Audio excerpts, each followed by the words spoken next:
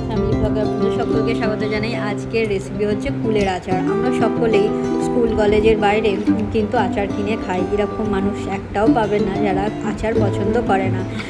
আচারের এই কথায় রয়েছে বিচার। আচার কিন্তু খুব পরিষ্কার পরিচ্ছন্নের মাধ্যমে কিন্তু রান্নাও করতে হয় আর সেটাকে সংরক্ষণও করে রাখতে হয়। তো আজকে আমি খুব সহজ পদ্ধতিতে কীভাবে কুলের আচার বানানো যায় তারই রেসিপি আপনাদের সাথে শেয়ার করব। আমি এখানে 500 গ্রাম কুল নিয়েছি।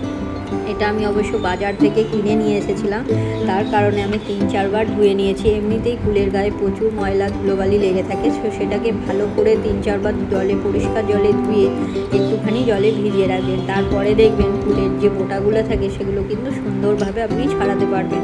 প্রথমেই যদি বোটা ছাড়াতে যান তাহলে কিন্তু কুলগুলো ভেঙে যাওয়ার সম্ভাবনা থাকে, আর তাছাড়া কুল ফেটেও যায়।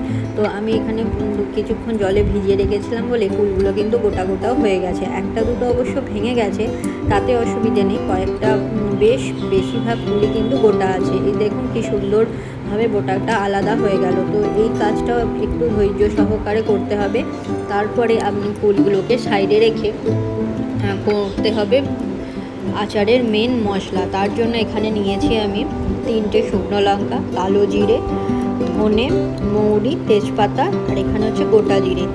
এই মশলাটা হচ্ছে আচারের মেন মশলা। এটাকে একটুখানি তাওয়া গরম করে ভালো করে মশলাগুলো শুকনো খোলায় ভেজে নিতে হবে। একটুখানি ভাজা ভাজা হয়ে গেলে আপনি বুঝতে পারবেন যখন মশলা থেকে একটুখানি গন্ধ বেরোবে, সেই সময় আপনি নামিয়ে এটাকে পেস্ট করে নিতে হবে। যা এটা মিক্সিতেও করতে পারেন আর বাবা শিলেও করতে পারেন। তো আমি এটার পরিমাপ নিয়েছি, যেরকম ফুল নেবেন। আমি নিয়েছি 500 গ্রাম, তাই আমি 1 টেবিল স্পুন করেই নিয়েছি এর পরিমাপ। তো এখানে আমি একসাথেই মশলাগুলো করে নিয়েছি, আপনারা আলাদা আলাদাও করতে পারেন। আমি এটা খুব সহজ পদ্ধতিতে আর খুব কম সময়ে বানানোর চেষ্টা করেছি বলে একসাথেই সব একদম শুকনো খোলায় ভেজে নিয়েছি। আর একটু ভালো করে ভাজা ভাজা হয়ে গেলে, একটু ঠান্ডা হয়ে এলে আমি কিন্তু এটাকে মিক্সিতে পেস্ট করব। আপনারা চাইলে এটা শিলনোড়াতেও পেস্ট করতে পারেন। মা ঠাকুমারাও তো অবশ্যই শিলনোড়া ব্যবহার করতো। তো আমি এখানে সব মশলাগুলো মিক্সার গ্রাইন্ডারে দিয়ে দিয়েছি। একটুখানি গরম থাকবে, খুব গরম রাখার দরকার নেই। তো পেস্ট করার পর এইরকম টেক্সচার আসবে মশলাটার। এটা কিন্তু মেন ভাজা মশলা। তারপর গ্যাসের ওভেনের আঁচটা একটু মিডিয়ামে রেখে আমি এখানে দিয়েছি সর্ষের তেল, তাতে দিয়ে দিলাম 5 ফোড়ন আর শুকনো লঙ্কা। শুকনো লঙ্কা 5 ফোড়নটা একটু ভাজা হয়ে এলে তার ওপরে আমি দিয়ে দেবো কুলগুলো, যেগুলো সুন্দর করে ধুয়ে জল ঝরিয়ে রেখে দেওয়া হয়েছিল বেশ খানিকক্ষণ। তো সেই কুলগুলো দেওয়ার পরে বেশ কিছুক্ষণ আপনাকে কিন্তু ভাজতে হবে। কুলগুলোকে সুন্দরভাবে ভাজতে হবে, তবেই কিন্তু আচারটা একদম পারফেক্ট হবে, ঠিক দোকানের মতো।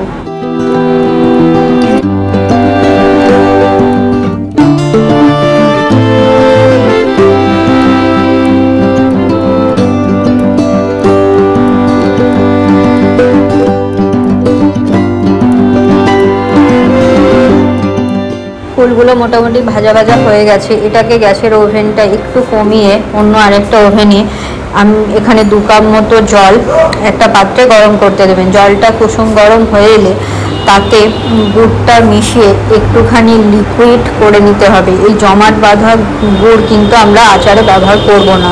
চামচের মাধ্যমে এরকম গুড়টাকে একটুখানি ভেঙে নেবেন আর একটু ফুটতে সময় দেবেন। তো ফুটে এলে আপনি বুঝতে পারবেন এই জমাট বাঁধা গুড়ের মধ্যে কত কাঠি বা কত কিছু মিশে থাকে। এটা লিকুইড ফর্মে হয়ে গেলে আপনি এটা ছেঁকে তবেই কিন্তু কুলের যে ভাজা কুলের সাথে কিন্তু মেশাতে পারবেন। এটাকে একটু সময় নিয়ে এটাকে লিকুইড করতে হবে, আর আঁচ কিন্তু খুব অল্প থাকবে, না হলে কিন্তু তলায় ধরে যাওয়ার সম্ভাবনা থাকে।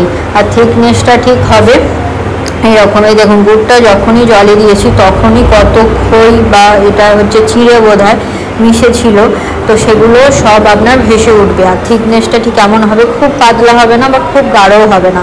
একটু টাইম নিয়ে অল্প আঁচে এটাকে করতে হবে।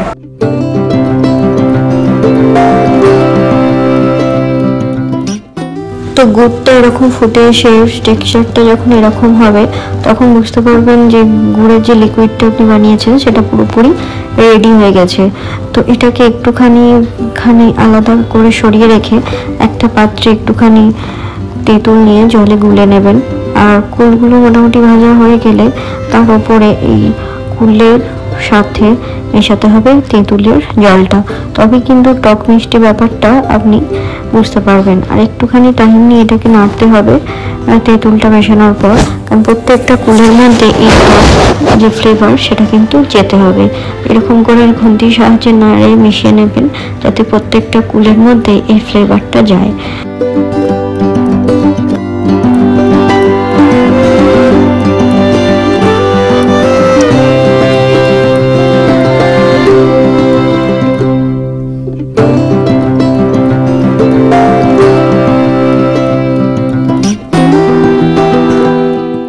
তেঁতুলের জলটা দেওয়ার পর যখন কুলগুলো কিছুক্ষণ সময় নিয়ে নাড়াচাড়া করবেন, তারপরে যখন জলটা শুকনো শুকনো হয়ে আসবে আর দেখবেন কুল থেকে একটু জলও ছেড়ে দিয়েছে, সেই মুহূর্তে কিন্তু আপনাদের গুড়টা মিশিয়ে দিতে হবে। গুড়টা মেশানোর পর দেখতে পাবেন যে এই রকম ঠিক স্ট্রাকচার আসবে, কারণ এতে অলরেডি দেওয়া আছে তেঁতুল আর তার সাথে গুড়, আর এমনি কুলও কিন্তু টক হয়। তো সব কিছু তিনটাকে ভালো করে এরকম মিশিয়ে নেবেন। আর ওভেনের আঁচটা কিন্তু কমিয়ে রাখতে হবে আর কিছুক্ষণ টাইম নিয়ে এটাকে ফুটতে দিতে হবে। তো এখন এই রকম স্ট্রাকচার থাকবে আর এটা বেশ খানিকক্ষণ ধরে ফুটতে থাকবে। তো ফুটে আসার পর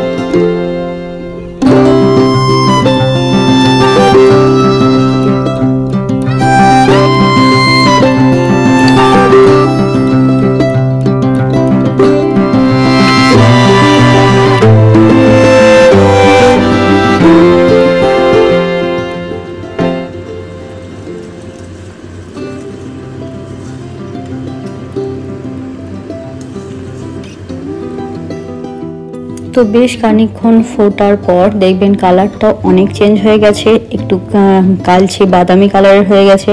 আর খুন্তির সাহায্যে এরকম করে আপনাদের কিন্তু যে গ্রেভি সেটাকে কিন্তু এরকম করে চেঁচে আর নামিয়ে ভালো করে মিশ্রণটাকে বানাতে হবে।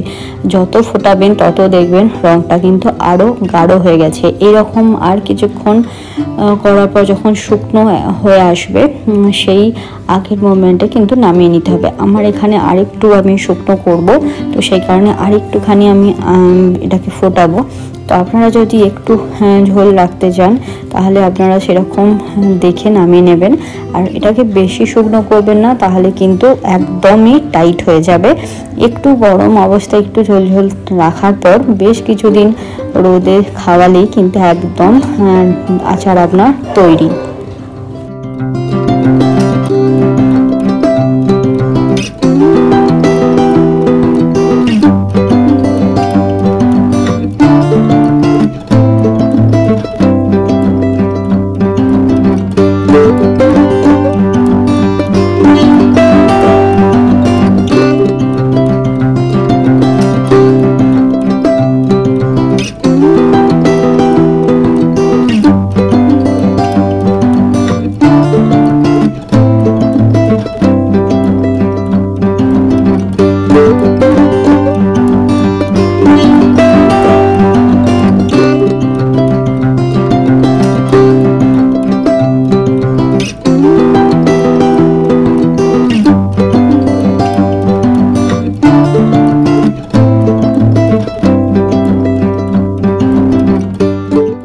তো বেশ খানিকক্ষণ ফুটে আসার পর রংটা যখন দেখবেন এরকম গাঢ় হয়ে গেছে, তখন ওভেনটাকে অফ করে দিয়ে ওপর দিক দিয়ে ভাজা মশলাটা ছড়িয়ে একটু হালকা হাতে নেড়ে এটাকে একটু আলাদা পাত্রে ঢেলে রেখে ঠান্ডা করবেন। তারপরে বেশ কয়েকদিন ধরে কড়া রোদ খাওয়ালেই দেখবেন আচারের রংটা কিন্তু গাঢ় হয়ে গেছে। আর এই ভাজা মশলাটা কিন্তু দিতে ভুলবেন না, ভাজা মশলাটার জন্যই আচারের যে স্মেল আর এই ভাজা মশলাটার কারণে কিন্তু আচারটা অনেক দিন ধরে রেখে আপনি খেতেও পারবেন। এটা একটা আলাদাই অ্যারোমা আনে আচারের মধ্যে। তো খুব সহজ পদ্ধতিতে আপনাদের দেখানোর চেষ্টা করলাম কীভাবে বাড়িতে কুলের আচার বানিয়ে ফেলতে পারবেন একদম দোকানি স্টাইলে। তো এইরকম একটা পাত্রে আমি রেখে বেশ কয়েকদিন পর রোদ খাওয়ালেই একদম অনেক দিন ধরে যে সংরক্ষণ করে রাখবেন, কিচ্ছু নষ্ট হবে না। এইভাবে একই পদ্ধতিতে যদি বানিয়ে রাখেন তো আমি একদম বলতে পারি আচার একদম ঠিকঠাক থাকবে, কোনো নষ্ট হবে না, খোয়া পড়বে না, কিছু পড়বে না। তো অবশ্যই বানিয়ে আমাকে জানান যে কেমন হয়েছে। আর সকলকে ধন্যবাদ জানাই এতক্ষণ ধরে পাশে থাকার জন্য। আর অবশ্যই লাইক করবেন, কমেন্ট করবেন, সাবস্ক্রাইব করবেন। যদি ভালো লেগে থাকে রান্নাটা অবশ্যই কমেন্ট করবেন। সকলকে অনেক অনেক ধন্যবাদ।